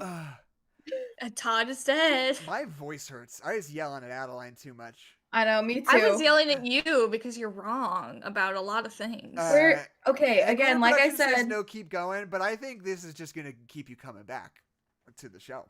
yeah, That's what I think. yeah, Gotta you'll come back be to next week. intrigued. And it also Be means intrigued. I don't have to find another creepypasta for next week. Okay. We did the plugs, but Kezia, do them again real quick alike. talk about join our description. Please make sure that you let us know that My Name is Jeff was in fact culturally relevant. My name is Jeff. Yeah, my name's Jeff. It's all over. Everyone knows about it. Talk about it in the description, in the Discord that is in the description. Also, let me know if there are any more scores that you like to listen to, so that I can keep going on walks and not getting bored. You can follow us on Twitter at No Nerds Pod. You can follow Jackson at Jepperpack. You can follow Adeline at Hollowback Horse. And I just made a Twitter, but I'm not going to tell you what it's called. That's not true. A secret. When would I have made a Twitter in between now and or when I last 10 minutes ago did this? What are you There doing? is no Adeline? Nothing. Anyway, this will be our last episode because we're breaking up This like the will- Beatles. this- My name is Jeff is our Yoko Oh, damn Ono. it, it's backwards. Okay. It's such Next a good week. plan. Next week we're streaming on Thursday again. Another Thursday next week. Another Um, Thursday. But Rise of Skywalker next week. Which reminds me, Oh, fuck. what are we You're gonna do right. about that commentary? Oh, we should. I have other days off where we can fix that. Okay, we'll think about this it week. afterwards. Okay, so Rise of Skywalker next week. And we have a recording of a commentary track of me watching it for the first time that will release sometime in the next few days. Hopefully. Anyway, so Hopefully, theoretically. would you all like to hear a 1-star review of The Weatherman, starring Nicolas Cage? Yes. Good. Yeah. Yes, I would. This letterbox review comes from Letterboxd. And they say, what the bleep? I mean, seriously, what the freaking bleep? Who thought this would be a movie that people would want to see? The mystery of how things like this make it to the big screen continues. I just looked at the financials and I feel a little bit better. Hopefully this resulted in some reorganization at the studio. Sheesh. What the freaking bleep? Come on, guys. What is bleep? up? What the freaking bleep? Sounds like I wrote that. That's better for sure. Okay, Like, so what anyway. the flying heck? So anyway, my name is Jeff. I'm killing And myself. my name You is guys Jeff. say your names. And I'm LeBron James. And my name is Jeff. And this is No Nerds Allowed. It was No Nerds Allowed. Now It was. Too now bad. it's over. Now it's nothing. No, It's it's- over now. It's been a it's- good run. We did do this instead of Army of the Dead. Just feeling regrets. a little Just bit. for everybody knows. Yeah. I didn't remember that was an option. We talked about it at some point. We were like, we'll either do a Randy's Choice or we'll do the new Dave Bautista movie directed by Zack Snyder. And we were like, probably The Weatherman. And we just did that. Now it's Randy, too late. we Now haven't it's too done late. that for a Perhaps. while. We have. It's not too late. It's never too late. You've seen The For Dave Notebook. Bautista. It's not over. It still isn't over. It's not over till it's over. Yeah, because like, doesn't that Then just it- feel then like it's the over. perfect intersection of our interests just as a podcast, right? Like Dave Bautista Yeah, and Zack Snyder. it really movie, is. like, It's shouldn't pretty that much all be- the notches. Yeah. Okay, cool. I'm glad you like it. I'm glad people in the chat like our show. Anyway, Glad the people are here. yeah. It's a good feeling. Thank you guys for hanging out. We really appreciate it, especially on a We weird do. week like this where we're doing a movie none of you guys have seen, and you still show up On a for it. weird That- day. That feels good. Yeah. Day. So yeah, we just appreciate it. Thank you guys so much. I don't think I have anything else to say before we start to sign off, but my voice is tired, for sure. It's been a while since I've done like a podcast on a work day, and I'm so tired now. Yeah, no, for Yeah. sure, for sure. Same here. Okay. I have 10 meetings this week. I'm not done with all of them, but it's been Ugh. on top of like needing to just do my job. Like it's a lot. It's a lot. It's fine. Everything's cool. Okay. Cool. Well, thank you guys. We'll see you next time. We'll see you on Thursday for The Rise of the Planet of the Skywalker. And Also, had said that there is a Know Your Meme page on My Name is Jeff. of So course there is. What do you mean? That yeah, was never up yeah. for discussion. So yeah. Thank you. I'm not Thank saying you. it doesn't we all exist. I'm knew saying this. I Yeah. never heard it. Anna's never heard And it. you have A lot heard of it. people ain't heard I'm it. saying it breached all cultures. Everyone All knew about We it. gotta stop being funny. I've already stopped recording. The You don't need to put up Bushman. this front anymore. I'm not being funny. I'm being serious. I'm as serious as I could I'm possibly not be. being funny. This is a I'm dark not. This comedy. isn't a joke. This isn't a joke to me. This is my life. This is very serious. Okay. Good She night, is very everybody. beautiful to me. Good night. Good night.